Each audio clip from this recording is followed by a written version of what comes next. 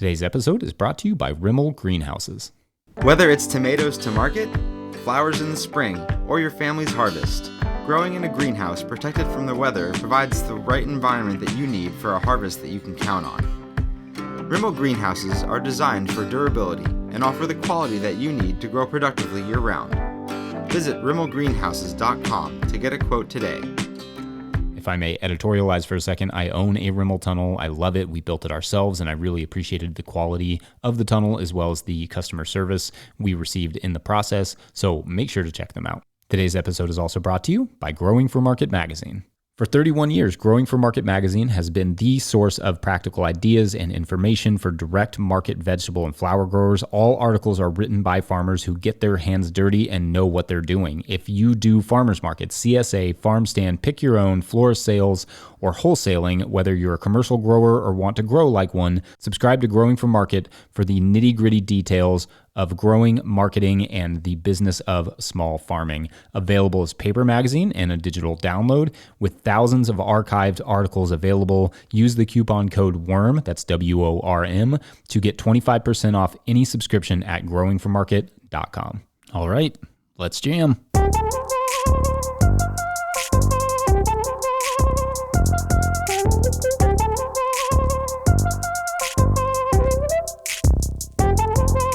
Hey, you all, Farmer Jesse here. Welcome to the No-Till Market Garden Podcast, episode 15. Season 4 got a great episode for you all this week, going somewhere we have not yet gone with this podcast. I spoke with Tevin Allen of Tevin's Farm down in Jamaica. Tevin runs a small market garden down there, and we discussed the many challenges of his climate, the tools and equipment he has access to, and how that translates to a very straightforward growing system.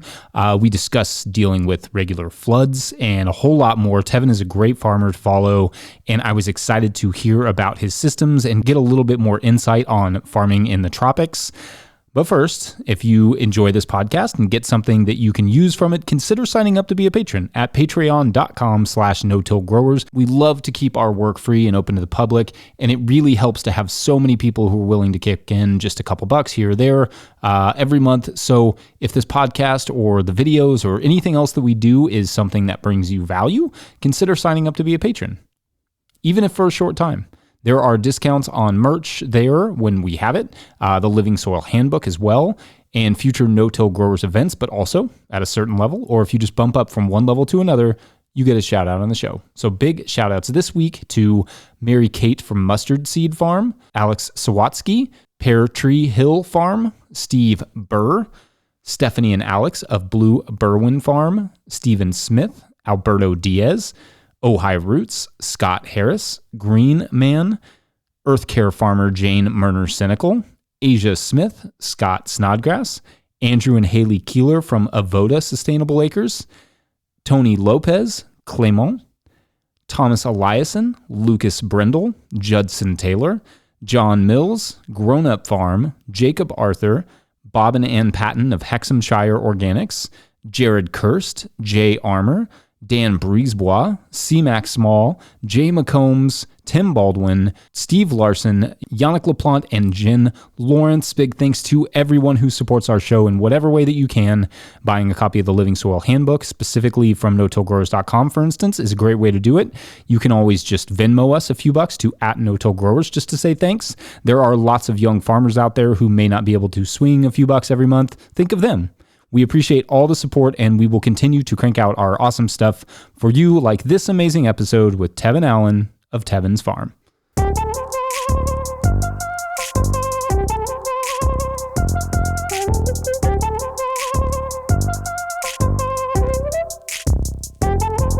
Tevin Allen, welcome to the podcast. It's good to be here. Good to be here.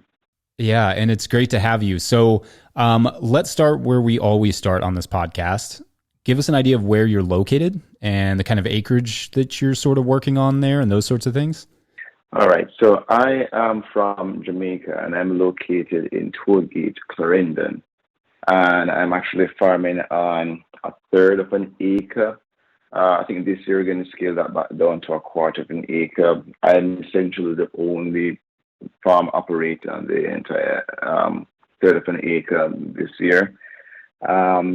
It's a clay-loam soil, which is also on a flood-prone area. Where I'm located, it's a massive flat plain, so that's where we are. It's dealing with a lot of sort of heavy on the clay side. Um, Seasons for me really generally begins in December and then goes all the way on to August of the following year. Um, September, October, November is usually really wet season, and being on flood-prone area, I just don't bother with trying to even grow anything during that period. Just let everything just go as it does, and then start again in December. But that is generally what things are. The crops that I usually grow, this does change from time to time depending on some things I decide to try out. One of the things I've learned listening to so many other farmers elsewhere is trying to grow what is profitable, and sometimes that is not easy to necessarily figure out where I am. Some of the general crops that I do grow is lettuce, pak choy. I'm growing this year bush beans for the first time, amaranth, tomatoes, a bit of basil here and there, parsley. I've done cucumbers and sweet peppers in the past, what you guys call bell peppers. Scallion, and this year I'm trialing spearmint, so we'll see how that goes. But yeah, essentially where I am. So tell us a little bit about where that produce goes. What's your sort of marketing look like? Okay, so traditionally, when you're my size farm in Jamaica, you would just not do so many different crops at once. You just plant a single crop. You get connection with a vendor in the market, and they usually actually come and take the whatever they would have ordered from you and bring it to the market to sell. The prices fluctuate really widely, and that is usually dependent on supply and demand. So markets available to me are usually the vendors market. When you go to market here in Jamaica, you rarely ever do see farmers selling their own produce. It's usually vendors that do that. They come and they buy and they go to the market and sell the produce. So most customers don't even have a clue who grows their food at all. So that's usually the main route for that. Also available to me where I am are varying small restaurants scattered across the place. There are also supermarkets, of course, which when you're much larger, you would want to head towards the supermarket. But as for me, it would usually be restaurants and to targeted individuals. And I got this from the CSA models that you guys use in North America and Europe. But CSAs don't exist here in Jamaica as far as I'm concerned. So what I do is to identify individuals who I know and who know me and sort of target them on a weekly basis, give them a call, contact them. They would indicate whether or not they are interested. I do use WhatsApp for a lot with this. Create flyers, send it out the day before. Send it usually within the week, so they know this is what I have available, and they would usually reach out to me, and I figure out how that goes. I remember when I laid this down as a plan, a friend of mine said to me, then what happens if you can't move all the produce for that particular week? And I'm like, there are a lot of persons, I can identify a number of persons within my community who are not as fortunate and would be glad to have any extra food. So that's what I do with it. I actually donate whatever extra surplus I do have left throughout the community. And so I just, for me, I just thought of that as the go-to. I don't have the kind of refrigeration that I would like to have in terms of a cold storage area.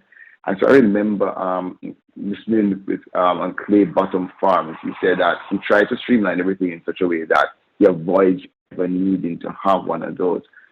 So it would be trying to identify where all the produce is going to go even before you harvest it. That is not as easy as it is said, but then for me, I rather give away that surplus than to have it find itself in a compost heap. So those are usually the markets. Larger commercial scale farmers in this country rarely does do any of their produce stay in the country. Usually is exported.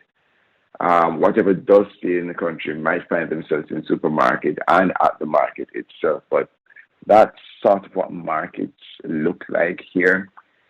And the prices, oh man, the prices fluctuate so drastically. And it's because of the climatic conditions, and also because most of the farmers, most of our small scale farmers in this country depend heavily on rainfall. So our rainiest part of the year, our real rainy season usually begins late August, going into up to November, with October just generally being the wettest time of the year. And so usually when you have this excessive amount of rain, all those crops like tomatoes, for example, that do not like having water on their foliage and on their fruit, those prices just skyrocket during this time. But things like cool weather crop that love water, like lettuce prices are ridiculously low in Jamaica. And converting some of these prices to American dollars, it just look very, very weird. Like lettuce, I usually sell lettuce at $150 per pound. That's probably like 97 cents for you guys. It's 97 US cents. So lettuce price being now a third of that now. You can imagine what that would look like growing lettuce. Cabbages, prices are down. And so you have these drastic fluctuations. So as the time gets hotter, those prices for those cooler season crops goes higher. So one has to be incredibly strategic with figuring this out. One of the things I love that the Ministry of Agriculture does and has been doing for, I think, since 2007 is that they go to all the markets in the country, and every week they will actually, if you subscribe, you can actually receive a weekly email from them of what prices look like as farmers sell it to the different vendors where they are located. And so I remember going through that for a full 10 years of weekly tracking of that. And I could see what the trends look like, and I know what happens at different time of the year. So I selected from that those crops that have a more steep, a more consistent price throughout the year, and are actually faster growing. And the combination of those really limits the kind of crops that you're going to grow in Jamaica on a small scale. So I really love that exists. I know every Thursday I'm going to get an email like that saying what the prices look like for the whole list of crops this week, as farmers would have sold them to vendors in the market. So that can be helpful in trying to be a bit more strategic in what to do, what to plant, and trying to get the best prices. So that's more or less what market looks like here in Jamaica. Some persons will just turn up to the market, and you will see the trucks moving on different market days, because we have selected market days in different parishes that exist. So you guys have states as to how America is divided. For us, we have parishes as to how it's divided. And so they would truck their produce in, and the vendors will they do all the negotiating of price when those trucks turn up, whatever the farmer is willing to sell that for, whatever the vendor is willing to pay, and that's the end of that transaction. And the farmers just go back home to continue doing what they're doing on their farms, and the vendors will be remaining and just sell much of the produce there. That's great. Okay, so you said a little ways back that you said that your season kind of starts in December. What kind of temperature range are you looking at? And also, like with the rain, is it just coming in those big bursts? Are you getting really long dry spells, or is it just really heavy in that August, September period through October, and then just kind of lighter throughout the year? How does the rain and temperature look? All right. So temperature in Jamaica is very comfortable at an average of 30 degrees Celsius day in, day out. That's about 86 degrees Fahrenheit. And that's the temperature, irrespective of time of year. That's generally the temperature across the board. It goes up sometimes to a 33 degrees Celsius, about 91 degrees Fahrenheit in the summers. At higher altitudes, during particularly this time of the year, the temperatures do drop probably about 10 centigrades below that, but that is generally where it is at. It's scarcely will you ever find that it falls below by much from 30 degrees Celsius or much above that. So it's really, really stable in that regard. Like where I live on this plain, it will day temperatures just will not fall below 30 degrees Celsius. In the summer, it might get up to 33 degrees Celsius, and that's irrespective of year, time of year. In terms of rain events, so this is sort of what it generally looks like, and this is how most farmers in Jamaica they follow the wet season. So I know now there are a lot of farms, given that the rains of October, November has sort of died down, there are a lot of farms now being plowed for preparation for rain events, usually beginning in March or April, May. So you usually have like much more regular afternoon showers during those periods. And then there is a dry spell again until we get to late August, early September. And for us, between June and November is what is categorized as the hurricane season. So we have that to deal with. But most times, hurricanes will generally just don't show up until late August, early September, right? Usually in the heart of the rainy season. And pretty much come October, we rarely ever have hurricanes during that time. But if I wasn't living in a flood-prone area, I would enjoy growing in October because October rains are like clockwork. Every afternoon, roughly between the hours of 2:30 and 3 p.m., it rains. Just enough rain to keep everything right. There's a perfect amount of rain during October, every afternoon, as it were. And at the end of October, that's usually the biggest rain event, and that's across the island. So, and then after October, November, December, it gets into December now, it's more or less a drought period again until you get around to next year, March, April. So they're a bit spaced in that way. Another thing I'd like to add, and a lot of persons think that we have really long days. Comparatively to northern and southern temperate regions, that is far from the reality. Like now during the winter season, we usually, the sunrise is at about 6:40 a.m. thereabout, and then sets at about 5:30, 5:40. So that's probably about, I don't know, 10 hours of sunlight, and then in the summer it probably goes up to about 12 hours of sunlight, like about 5 a.m. all the way to about 7 p.m. during the summertime. But that is it. So day-length fluctuations are not as wide, but what we do, the longer nights really do benefit the crops more, and that is why those cooler seasons work so much better.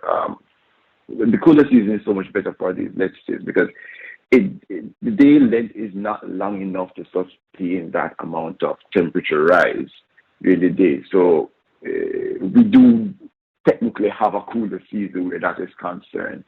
I really do enjoy this time of the year because irrespective of whether or not it will rain during this time of the year, you get really heavy dewfall every night.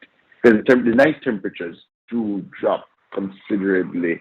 Well, when I say considerably, in comparison to the daytime temperature. So I might get down to about 22 degrees Celsius coming from a day temperature of about 30. So you do have those drops. And the crops, generally, most crops really, really do enjoy that. So the start of what the season looks like in terms of climatic conditions. I remember one year that was perhaps the worst, where we did not have any substantial amount of rains from like about November that year. I think it was 2015 thereabout. I was in 2017, somewhere there, where there were no substantial amount of rains on the island from between this November in 2017 to about September of 2018. So that was a long, sustained period of very, very little rain. But then there was so much rain during that rainy period of 2018 that it is quite something. It is quite something. So we do have those. We have seen cases where things that don't usually happen are beginning to happen. Like, I would often say that we will never have rains in July. But last year, that proven to have not been the case. We did have rain last year for the first time I've ever lived here in July. We've seen rain in July, which is very unusual. And that is because instead of having rains in March, we had rains all the way down in May. So things got a bit pushed back a bit. So you do have those kind of fluctuations. It threw off a lot of small farmers who don't have irrigated land. So in terms of timing when to plant, so they do have that as a problem to deal with. But generally, and that's one of the things I love with the climate here. When I hear guys like Curtis Stone talking about 34, 35 degrees Celsius, I'm like, it never gets this hot here. I'm like, looking at Arizona, Steadfast Farm, 120 degrees Fahrenheit. I'm like, how do you grow lettuce under those conditions? So my guide to growing lettuce is looking at these guys in the summer that do get hotter than us here in Jamaica. And so it's a very good place to gather from, because surely if you can do it in temperatures higher than ours, we must be able to can do it where we are. So those for me are generally good guides. But the temperatures are really stable, daylight time really stable. I was saying to a friend of mine who is now studying agronomy that there are certain kinds of onions that cannot grow in this country, particularly because the day lengths are not long enough for them. That's interesting, yeah. Right, so so there are a selection of crops that come, a section of seeds that actually come to this country that are more specifically tailored for this particular kind of context. So they know that if we're going to get onion seeds, then it's not going to be those long day onions because we don't have enough day length to support them. I remember another guy from Israel establishing greenhouses to grow marijuana. And he said that you guys in Jamaica don't have enough daylight time. So it means that we're going to have to substitute that. Now we're putting in lights. And we here in Jamaica hear that, not having known what some of you guys daytime look like. They're like, how is that supposed to be even possible? You realize, no, because you guys are further north in the summer, it's a much longer day length. So, yeah, I really like that things are generally stable where we are. It's just all around great. Things are a bit more predictable, probably, except the rain events. I've looked at some of your photos, and there's lots of photos of flood damage. I guess they're fairly recent, like maybe from this past season. But is that something you're kind of having to deal with year in and year out? As you said, you were on a floodplain. You said it's kind of heavy clay. So you're getting flood events that basically cover your garden. Is that a yearly thing? And then, like, what have you done to manage that, or how do you manage that? It's an every year thing. There was a guy who wanted to grow just adjacent to where we are, and we would have indicated to him that where we are situated, this is usually the time when we can expect floods. So whatever you have, things need to wrap up by the end of August. You may be able to get through to about half September, given of whether or not we may have a hurricane during that period. But we have floods every year. This year was weird. Like, we had I don't remember I'm trying to remember. It was Hurricane Ida that came to this country as a tropical depression. It stayed in Jamaica and became from a tropical depression to a tropical storm and then to a hurricane all over this really tiny island. Wow. And so what we had, those pictures that you're seeing, is a case where, like, the night before the place was covered, just before that morning before the place was covered with water, I had just a few cabbages out because I knew this is what I am supposed to be expecting during this time of the year. So I just harvested whatever cabbages were left. I so strategically placed that everything needs to be out by about this time. When just where my water source is, it's not quite a river, but it's a tributary of a river that was used to irrigate sugarcane plantations on this side. So it was really full to the brim, just about to come over. And so we had that flood event going into the night. The following morning, the rain subsided. But then in the afternoon, there was so much more rain that it inundated the place again a second time, which is something that we've never seen, that kind of back-to-back flooding, where the rain had no time to move. But one of the things that is interesting about where I am is that over these years, we've never had soil erosion. Like, when I go to the back of the house and look over to where the farm is, the water is perfectly still. There's no erosion. The water is just confined to where the body of water is channeled. And so we generally don't have erosion. Our clay soil drains really well. As soon as the water levels drop, everything just runs off the farm. And I think that is pretty much down to how I decided to design it this time around. So I just want to backtrack a bit, if I may, to say, how did I even end up here?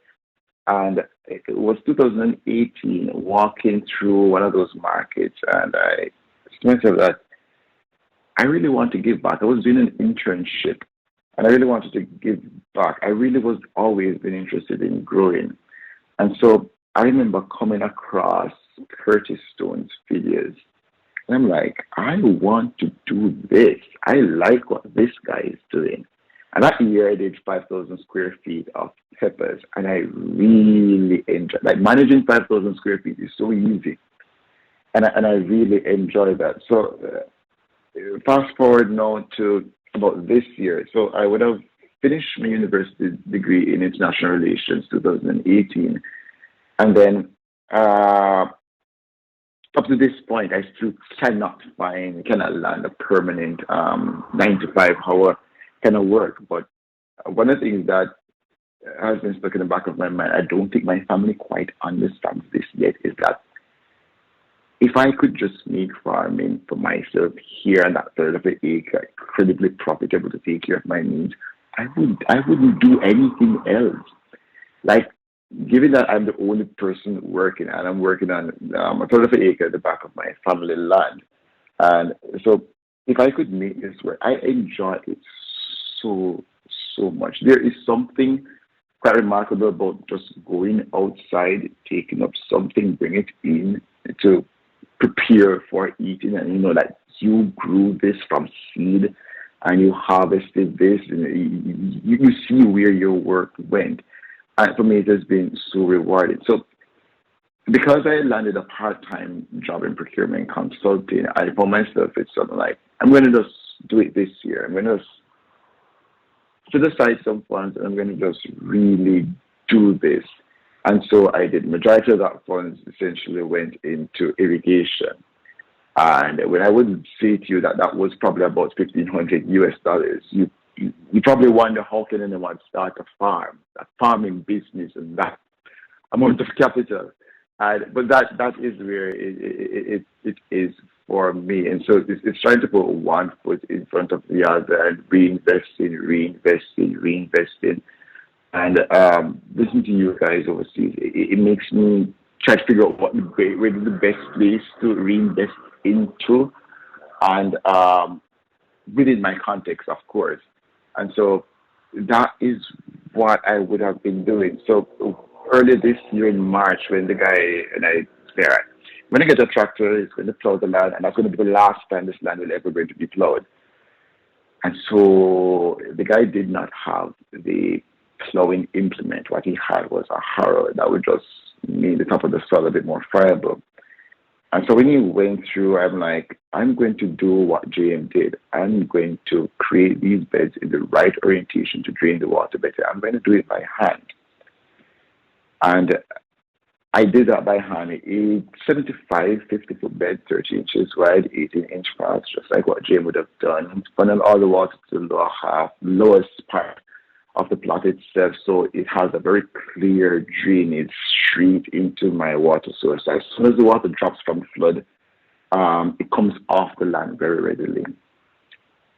There's something I ran into that I wasn't expecting, is that just about half of that particular space that I was growing on, I guess the picture would be where I had the cucumbers growing and trellis. I did not know that prior to me restarting this, month before would have had that particular area plowed when it was wet.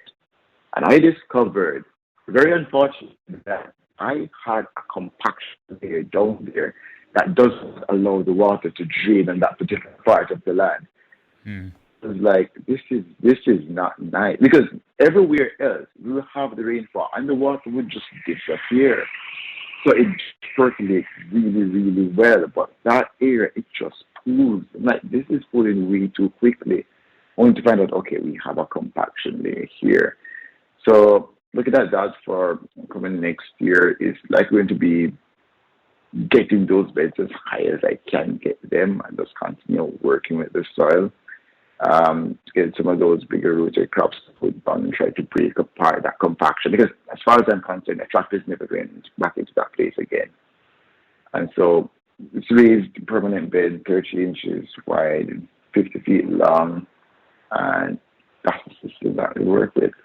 Yeah, that's great. And you mentioned, there was a little bit of family history with this farm. Do you have a lot of agriculture in your family's history? Is it like, what's that look like in, maybe the last couple generations?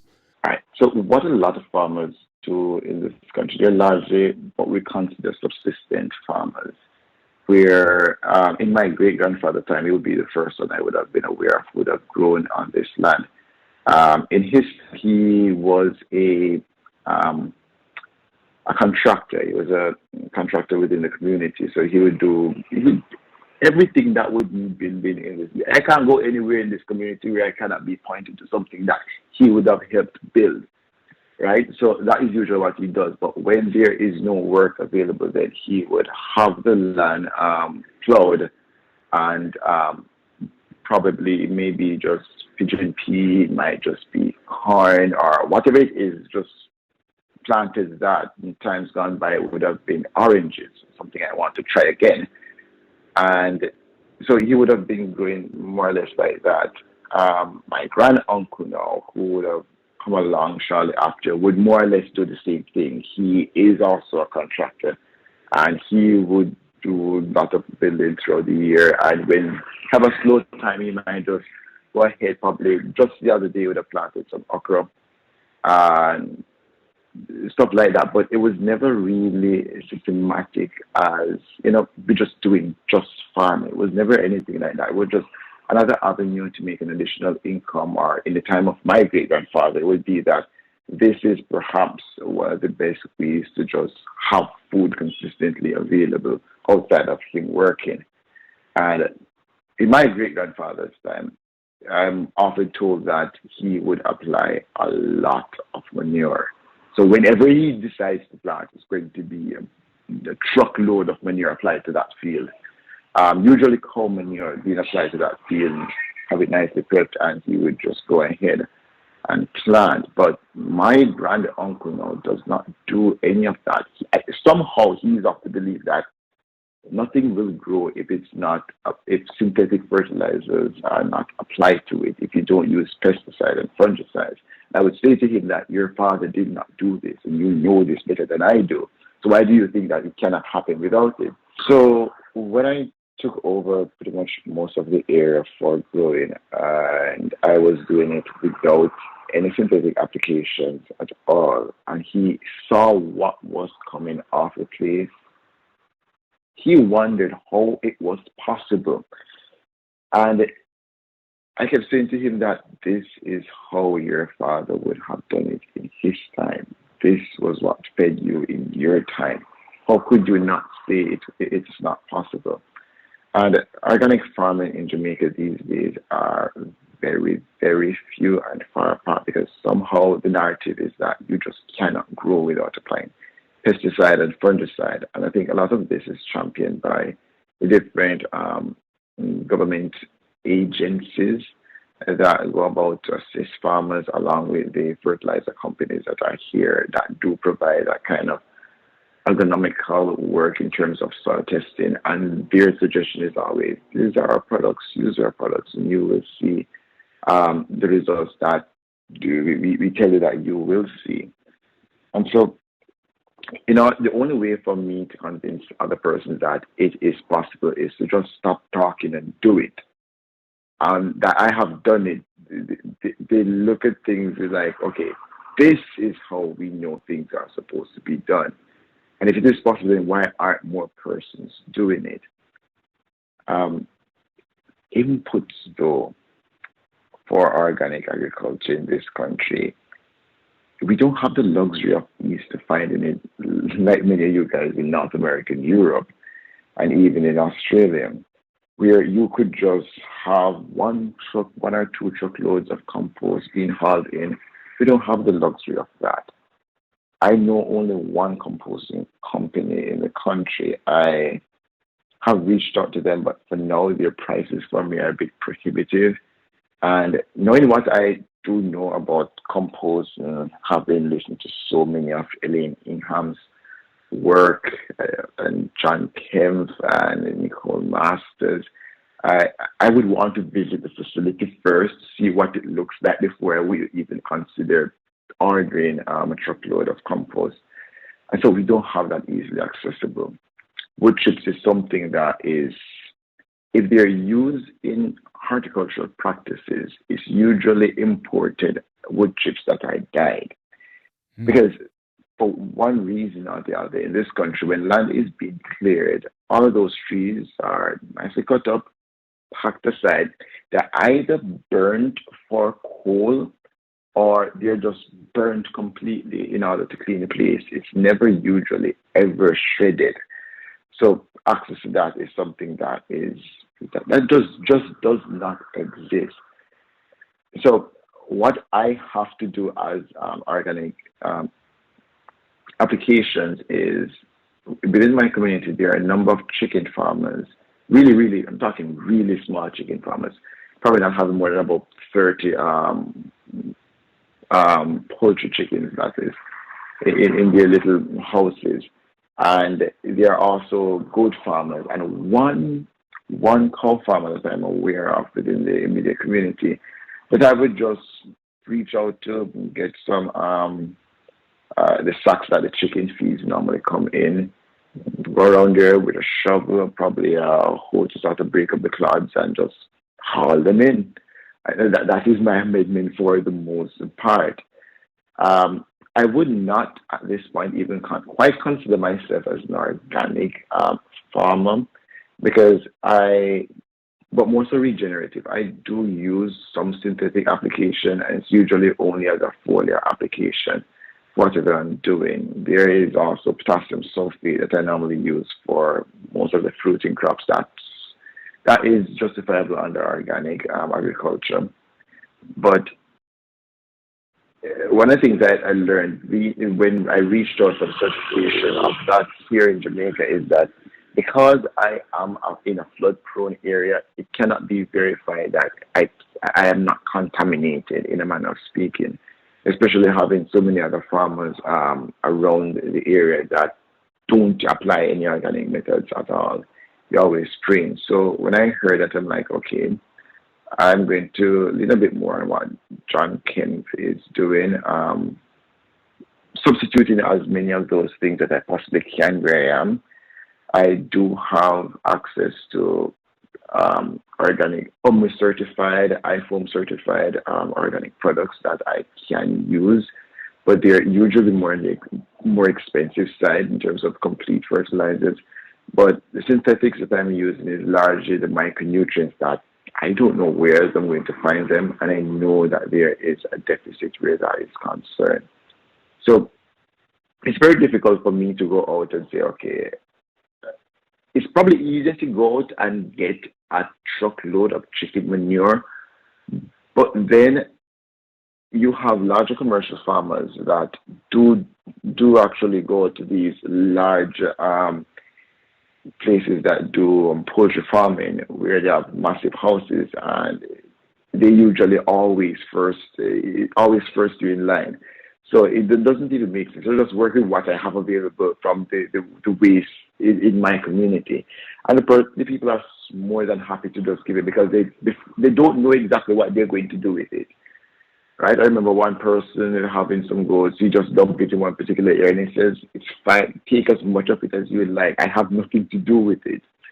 Right? And so that is largely what I do. So access to a lot of these organic amendments in substantial amounts just does not exist in the country. It's nothing like that. I remember there was agricultural agency. It was part of the University of the West Indies, I believe. I know they have a place on the campus there, but they were once doing a research with vermicomposting. And when I read it online, I was so excited. I hopped on a bus, head to the capital of the country where the place is located, and I went there and I said to them, do you guys have worms available? Where can I get them? And they said to me that we've stopped doing that a long time ago. I'm like, but I read your papers and it was phenomenal success. Why would you stop this? Was that because persons were just not interested? I'm like, this doesn't make any sense.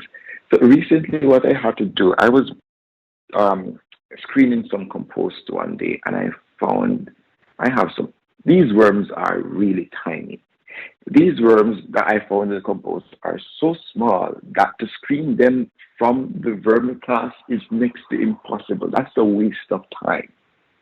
But that is what I had. So I took them. I don't think it was more than about 8 ounces. Much of that was just compost for them to be in. Kept it moist.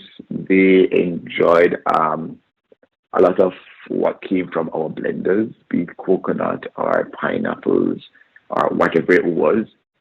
I know I have about 3-4 cubic feet of just essentially vermicompost that they have been reproducing in great numbers. Because I wanted to apply that, but that it doesn't exist. And I saw the worms. I'm like, okay, I'm going to work with them because these are what my native composting worms look like. So I'm just going to work with them. And so what I saw the other day you did with the flower farm when you were going through what the slurry would look like, and sort of making that kind of slurry or extract to apply to people. I'm like, no, this is what I've been doing for some time. Going through with different talks with Nicole Masters, so how to best deal with this, how to best apply it. What she would do is essentially just a slurry, just pour it in, add a handful of vermicompost and switch to another supply. And like, that's the easy way to do, but that I'm going to apply it through a sprayer, then I'm going to need to sort of strain it first. And so that is the best I could do. Yeah, I have a special affection for the slurry. I think that's, of all the different types of teas and extracts and that sort of stuff, the slurry I think is kind of the best. And I think that the microscope and the biology sort of backs that up, but obviously it would need more study, but yeah, that's great. Hey, you all, just jumping in real quick to get a word from our show sponsors. Today's episode is brought to you by Farmers Web. Farmers Web software gives you the tools you need to manage your entire sales process. Built specifically for farmers' needs, Farmers Web helps you to save time, reduce errors, increase efficiency, and provides flexibility for working seamlessly with your whole customer base. Visit farmersweb.com to schedule a demo, try their free account or a 1-month free trial of their paid accounts, and don't forget to check out their free how-to guides on selling online to individual buyers, as well as how to work with such buyers as restaurants, schools, and stores at www.farmersweb.com. Today's episode is also brought to you by BCS America. BCS two-wheel tractors are designed and built in Italy, where small-scale farming has been a way of life for generations. Discover the beauty of BCS on your farm with PTO-driven implements for soil working, shredding cover crop, spreading compost, mowing under fences, clearing snow, and more, all powered by a single gear-driven machine that's tailored to the size and scale of your operation. To learn more, view sale pricing, or locate your nearest dealer, visit bcsamerica.com. That's bcsamerica.com. All right, back to the show. is there a lot of interest in doing the kind of agriculture that you're doing there? Like, is it, and also is it hard for people to get land? Like, do you see more growing interest in doing small scale agriculture there? What does that look like? All right, so there are a few persons who I know who are interested in doing it, but they do not know where to start. One of the reasons I have an Instagram account in the first place is to show what things look like. And I remember one farmer reaching out to me to say that, how were you able to do this? What was your approach to doing it? And explain what I would have learned. And I usually would point them to probably JM40 or Curtis Stone, given this size land that they're working with, for them to have a better rounded idea as to how to go about doing things, because that is where I started from. So I explain what I do in my context and point to them if they needed a bit more detail in that regard. And so persons will reach out to me on the Instagram platform asking, because a lot of persons, for them it's sort of a romantic idea, because they know and they would agree with you that this is how things ought to be done. Because a lot of times crops show up in the market, you don't know whether or not it was just sprayed yesterday or not. You genuinely don't know. Because sometimes what might happen is that farmers come in and they spray their crops today, and somebody comes to them and says, we want this. We want, let's say, 100 pounds of this. And for them, it's really neither here nor there whether or not they have sprayed them. They will just cut the field and pass them on. So interesting in fact, you genuinely don't know what you're getting. And it's a pleasure when some of these extension officers, agricultural extension officers do come, and I say to them that you're free to take whatever is here, in a manner of speaking, that whatever is applied to this will not harm you at all. And there's a luxury in doing that, not having to suit up to apply something that will kill so many of the microbiology that exists in the soil. So there is a sort of a romantic interest in doing it, but a lot of persons don't know where to start. A lot of persons don't know where to start. And when you go a much larger scale, it becomes increasingly more difficult, because there are complete soluble organic amendments that are available. I know you can get humic acid in quite some amount in the country, but they're quite expensive and making it cost prohibitive when you begin to scale with it. So other persons will have the interest. Some of the larger commercial farmers, as I said, would actually gobble up as much chicken manure as they can get to substitute some of their fertilizing inputs. But to do it without applying any of these synthetic material, fertilizers or chemicals, they don't know how to go about doing that. And then on a small scale, it means that you're going to have to do some hand work, some hand weeding, not going through it, like I say, to just spray to kill whatever you're trying to kill. No, you need to have actual weed management of going through with a hoe to actually. A lot of the weed management I see here is after the weeds have gotten so big, then you come in and actually try to do something about it. That's not weed management. You need to be on it on a week-to-week basis, just as you would be attending your main crop. And so that is usually the approach. When you see pests come along, they're like, what can I spray to deal with them? Like, oftentimes I've seen where you don't even have to spray. I remember growing those cucumbers, and there were I was observing one morning and I saw a number of aphids. But for every group of aphids I saw, there were always present a number of ladybugs there. I'm like, I don't have to worry about this. The ratio that exists, I'm like, I'm not going to worry. I don't have to worry about this, because they would just take care of that for me. And that's exactly what they did. Scouting to remove some of these worms instead of spraying first is something that a lot of persons are just not interested in doing at a small scale, let alone at a larger one. And so they always ask, what do I spray? So they want you to say to them, go to the farm store and purchase this and apply this. And then you can't take anything from it for how long, because it's actually toxic. And when I say to them that just let things be, very often they're like, I can't just leave things to be what I'm like. No, your pest to predator ratio is fine enough that you may have some crop damage, but they will take care of themselves.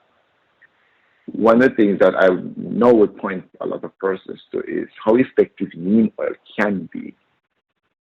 I remember I had some cabbages, no, rather kale. I had some kale, and they had a lot of aphid. I don't know how I missed that in scouting. And I came in that evening, and a single drench of neem oil, I think it was about a tablespoon to the gallon, a single drench of neem oil spray. Within 3 days, and I just sat there and observed, within 3 days, the leaves were completely clean. Every aphid would have just fallen off and died. I'm like, why would I do contrary to this? When the most that the neem oil would do, if I'm going to be picking kale, is you may want to wash it a bit more thoroughly because neem oil is not particularly very pleasant in terms of taste, right? So, and that would essentially be it. So, that point person is this: they find it strange. It cannot be that easy in their mind, so they're looking for another way out, as it were. In terms of land and land availability, for this, I love what the government has been doing over the years in terms of this. I live, as I said earlier, on what would have once been large area of sugar plantation, because these are flat plains that have relatively good watering system going through them. And so what they've begun to do is that because there is not as much demand for our sugar overseas, they have actually been converting a lot of these lands into either orchards or vegetable areas. So you could actually apply through different agents, through one particular government agency for a plot of land as it becomes subdivided, and the irrigation is generally provided. Outlet for irrigation is generally provided, so you have access to water in those areas. And leases for an acre is about 10,000 Jamaican dollars. For you, that would be less than 100. Less than 100. Yeah, it'll be less than 100 US dollars per year per acre, right? And so that is what it looked like. I remember just earlier this year, that same company that's responsible for the leasing of land actually refused to take any application for a particular period of time for anybody over the age of 34. So they were targeting persons between the ages of 18 and 34. They would assist them in drafting their business plan. They would assist them as much as they can in terms of getting loans to borrow, the business side of things, the management side of things. They would assist them in doing that. So they would actually, I remember that promotion where it was blocked off a certain amount of lands, like only persons who are between the ages of 18 and 34 can get these lands to actually lease, right? So another thing I saw them doing too is that they were reaching out to anybody in the country at all who had a large amount of lands that they were not using, that they would like to put up for leasing for agricultural use. So in terms of access to land for farming, that I've not seen that as a challenge. I've not seen it as a challenge at all.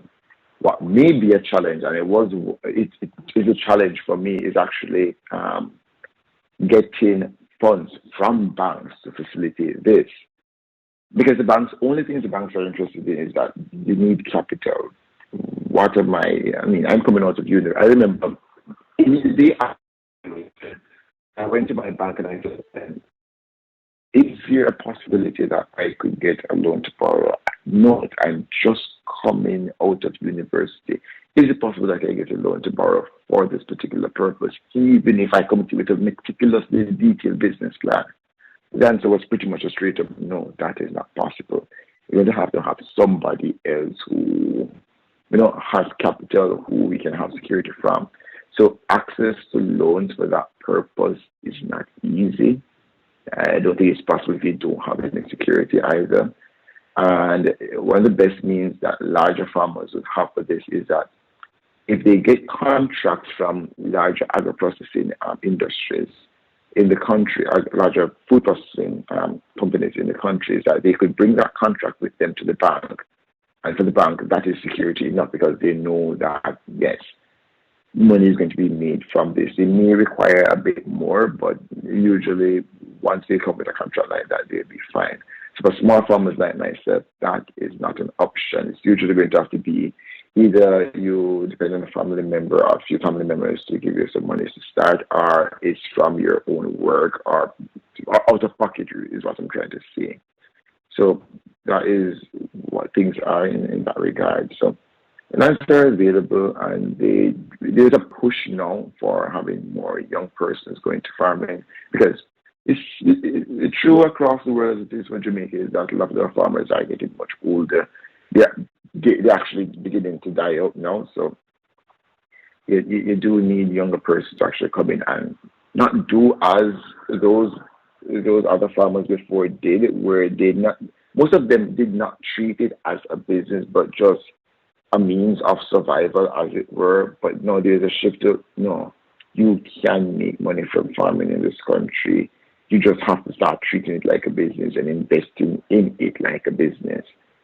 And are the tools like, are tools generally kind of accessible? I mean, is there stuff that's, I'm just thinking like there's the more specialized tools that we often see here in the United States, like the quick cut harvester and those sorts of things, but also Caterpillar tunnels. Like, what is infrastructure and tools access? Is that difficult? Is it expensive? Is it there, but how does that look? Right. So we don't have any of those larger specialized tools, no access to quick cut greens harvester out here. We could import them, but this is what happens with importation, especially with heavy equipment like those, is that it's going to cost us twice the amount at the very least. In some cases, 3 times the amount. Like, I've been wanting to purchase silage tarps specifically to just be able to cover the area during a flooding time, so that we don't have that amount of weeds growing up during that time. So when I begin in December, I don't have to go through meticulously weeding. And it will cost me 3 times the amount if I were supposed to import it, and it's not locally available here. So, of course, there's always the basics of, because what I've been using would have been spade or chopping hoe. You have shovels, digging fork. There's no such thing as a broad fork in this country. Like, you're going to have to make that yourself. Shovels, pumps for irrigation. One of the benefits of, we have an Israeli company in the country that produces within the country greenhouses and drip irrigation. So where that is concerned, we have very readily access to irrigation supplies in this country, very readily access to greenhouses. Tunnels, not so much in the way of tunnels, but more in the way of greenhouses is what we have available. And our greenhouses would be nothing like what would be in the temperate regions. Their job is essentially to provide dry areas to keep the water off and to allow as much ventilation as is possible. So that is essentially what it looks like. So looking about 10, 15 feet side walls, then, because that's how high it would have to be for us before we can put on what we have. They produce what is called an antiviral mesh. It's really, really fine. And so that's what we use to measure around things. And it has to be about 10 to 15 feet high in order to have enough airflow being passed through the place to keep it cool. So it's largely what those would look like in terms of tools, but it's just the basic to get some of the, I've seen a junk seeder in this country once at an agricultural show being sold. That was some time ago. I would have probably seen only once one of those, what's it called again, a hula hoe. It's sort of hoes that you would have that you would have used. I've seen that only once ever in a store in this country. And that was the first and the last time I've seen that. So a lot of those tools don't exist. I am sure there are landscape fabrics here, but I am yet to find a store that sells decent landscape fabrics in this country. I've seen some at some farm stores, and the moment I see that you're going to have to cover up the landscape fabric because it's going to degrade in sunlight, I'm like, that makes no sense for my context. I don't need that. So a lot of those things are just not available. I have a friend of mine who grows Malabar spinach, and what he would have used, because he had bought it beforehand, he was going to go into fish farming, but realized that he was going to be up for that. So he has pond liners that are really heavy. They're really expensive. It would be cheaper to import silage stuff from America than to actually purchase that here. But for every time he's rotating places, he just cover up a place that is being unused. So we know the occultation work.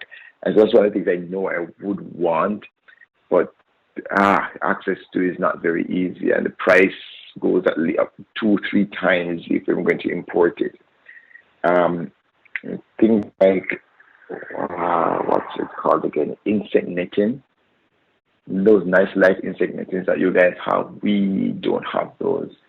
So while there's insect screen mesh, what they call antiviral mesh for the greenhouses, it is not enough transmission of air movement if I were supposed to do something like a really like using the wires going over with the insect mesh that you guys would have done. I can't do that with them because it would trap way too much heat.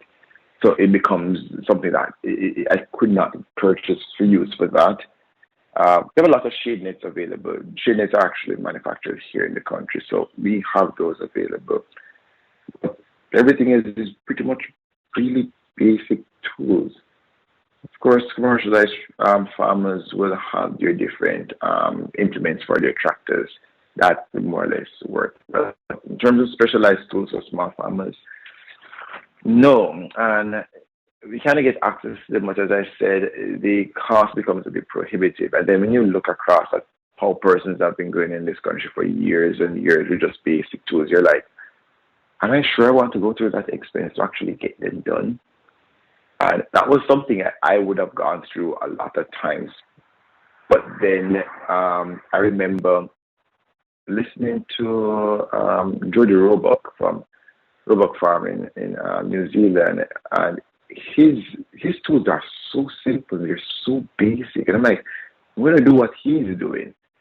Just use a digging fork and just have the beds aerated and just come through with a rake and just finish it off.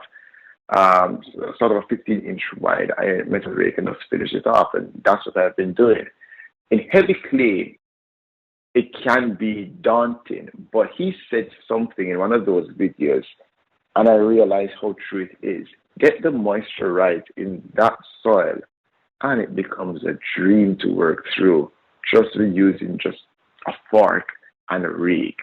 And I've done that so many times over. I remember first time I did that, I'm like, walking in one of those beds after being cropped out, it was so incredibly soft. And I was there thinking to myself, this is probably nicer than my own bed that I sleep in.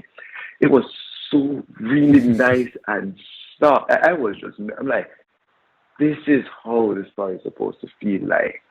And that is how my clay soil largely here behaves. Once it has the right moisture. Too dry, oh gosh, it's like going through concrete. And then when it gets really dry, you have 3-4 foot deep cracks through the soil. Too wet, it's a nightmare to deal with. Nothing works. Everything is sticky. But when it's just right, man, it's a dream to work in. So tools for me they're pretty much down to me using, as I said, a fork, a chopping speed, hoe, a machete. These days, I think I have foregone using a trowel anymore. As I learned that once they get the moisture right, things become easy. Get that bed prep done right and just use the fingers for transplanting. It's a lot faster as far as I'm concerned. Your wheelbarrow, I have a spray, I have a centrifugal, gas-powered water pump that I use for irrigation. So I have a hybrid now of both drip and overhead irrigation. So I use the drip large to get much deeper, much more consistent watering. And doing lettuces, that 15-minute burst in the hotter part of the day makes a world of difference for those lettuces. I do on occasion, I've adopted some of Ray Tyler's methods of growing lettuce in terms of covering with a hoop and putting, we have a 47% shea cloth over them for a week to get them established. Then pull it off and move on to the other one for the next week. And so I've been using that method as well. That works wonderful. But yeah, those are largely all the tools that I have at my disposal. And I think in that regard of bed flip and bed management, I think only on one, I would probably want maybe a flame weeder and a tilter. There is a farm store I remember that was advertising that they have BCS tractors, what we are tractors. And when I got the quotation for what just the BCS tractor would be without any implements, I'm like, that's about $10,000 and then some.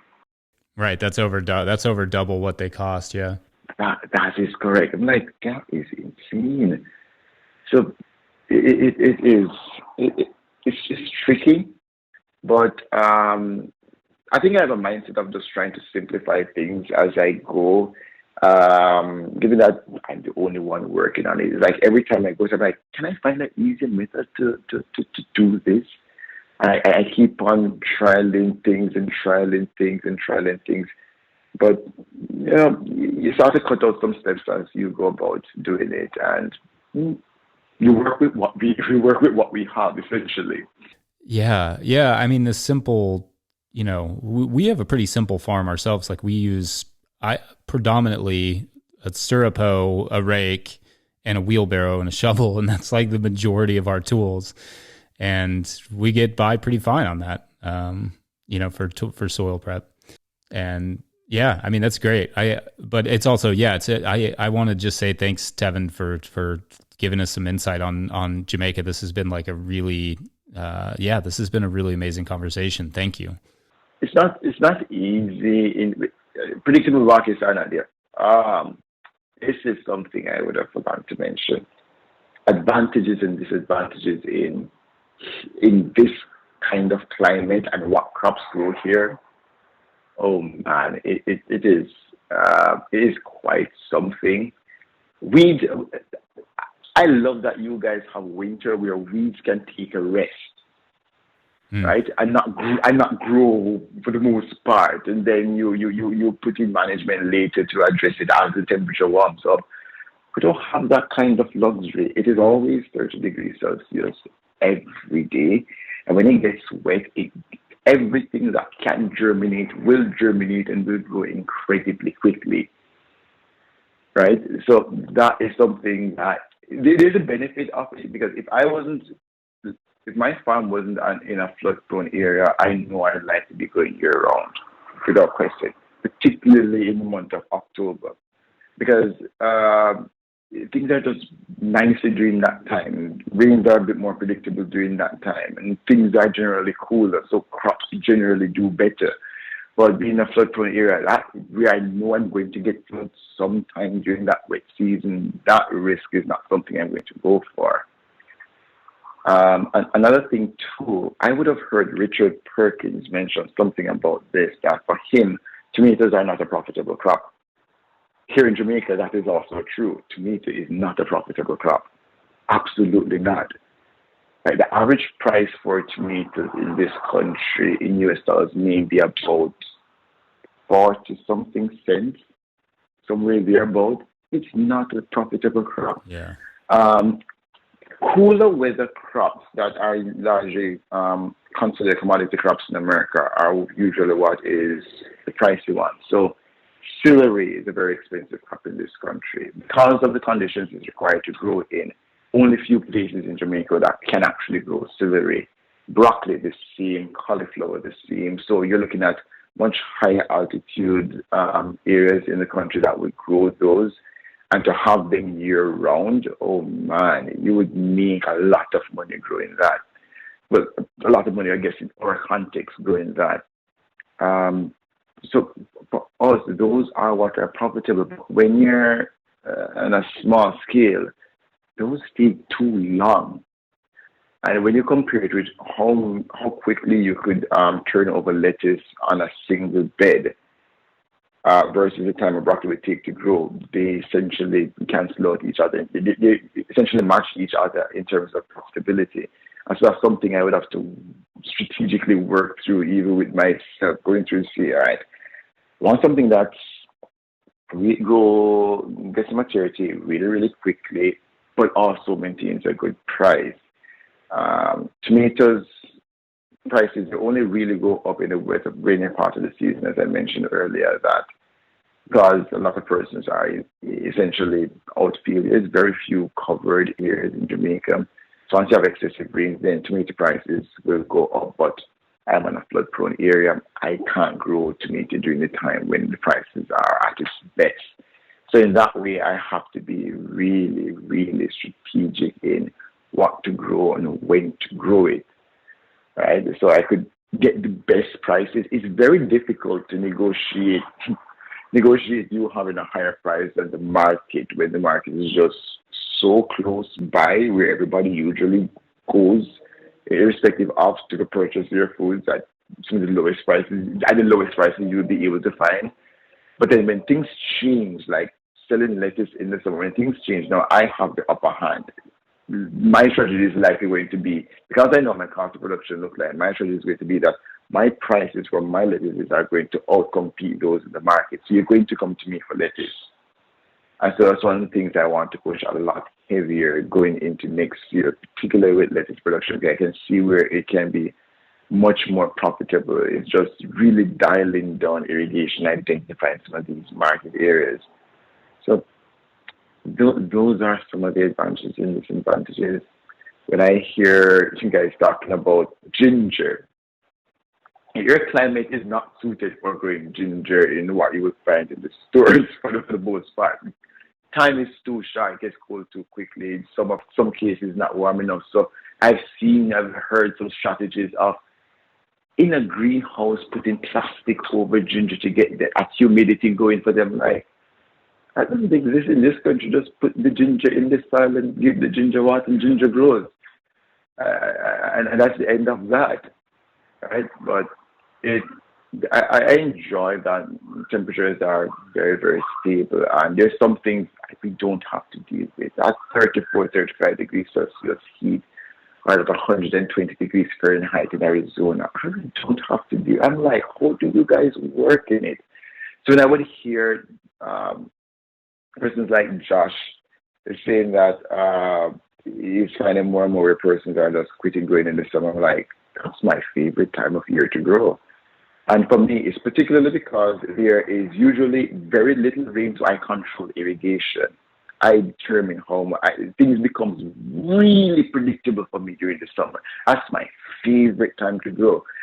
And it doesn't get anywhere as hot as so many places in these northern and southern temperate regions across the world. So for us, that is my favorite one of my favorite times of year to grow. Things are predictable. We can work through the summer with very little problem, get things done and get things going.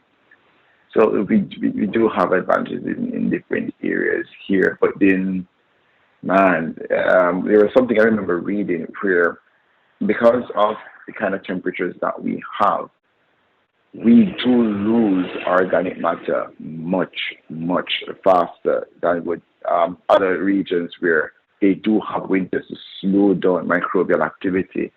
And a lot of farmers are really not aware of any of this. And so when they keep going about applying a lot of fertilizers, doing things that will just further disrupt and destroy the microbial community, I'm here to say to myself that there's going to come a day when those lands are no longer will be able to produce what they used to produce at all. And we're beginning to see that because a lot of what is done in America in particular is what is adopted in their methodologies here in Jamaica.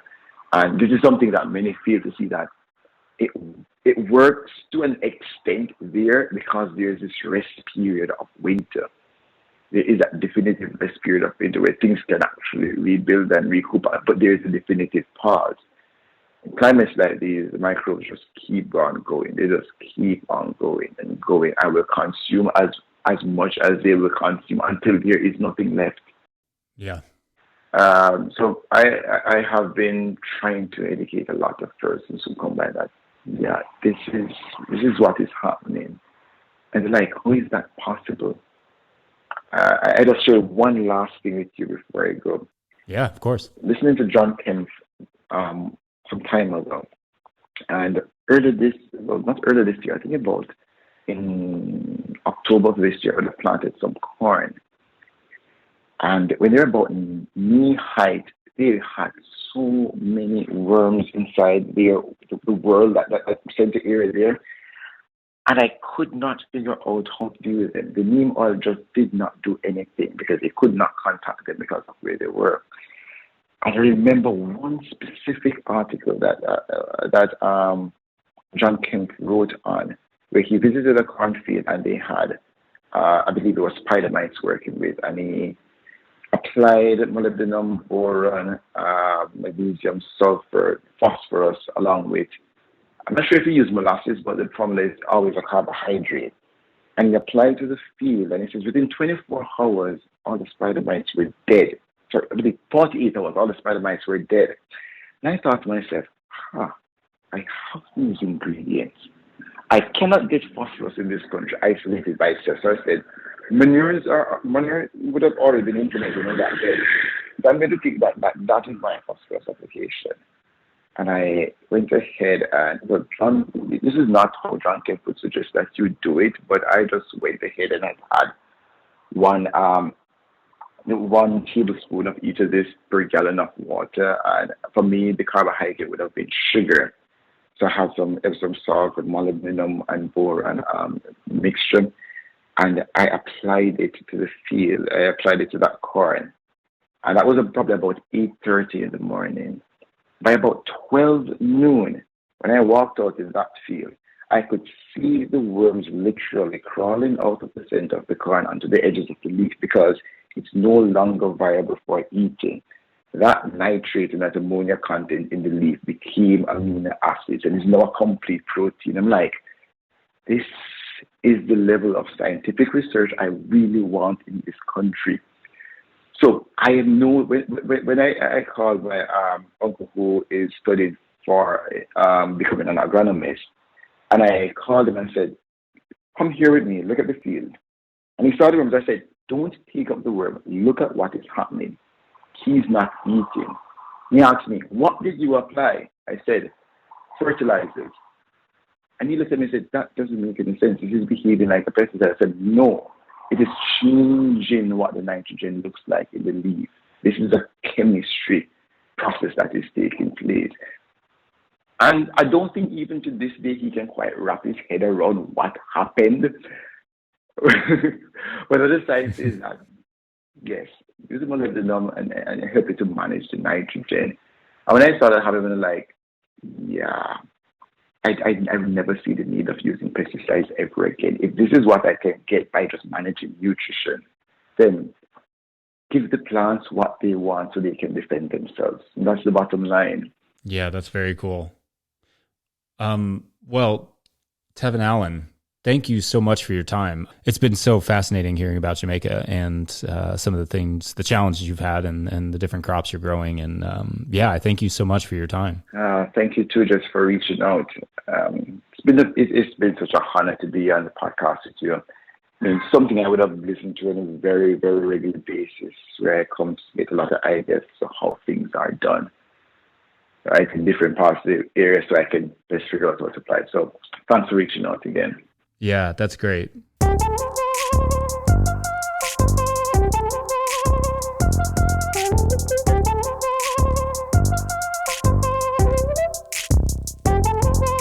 All right, if you enjoyed that episode, make sure to follow Tevin on Instagram and all the places. We will hook it up with links in the show notes. Some quick ways to support our work. You can swing over to no-tillgrowers.com and pick up a copy of my book, The Living Soil Handbook. Proceeds from that sale at no-tillgrowers.com go to making you more free content. Venmo us a few bucks to @no-till-growers or PayPal to no-till-growers@gmail.com. All that works too. And we super duper appreciate that. And of course, patreon.com/no-till-growers. Always appreciate that one as well. Truly the lifeblood of this work. Thank you for however you find a way to support us.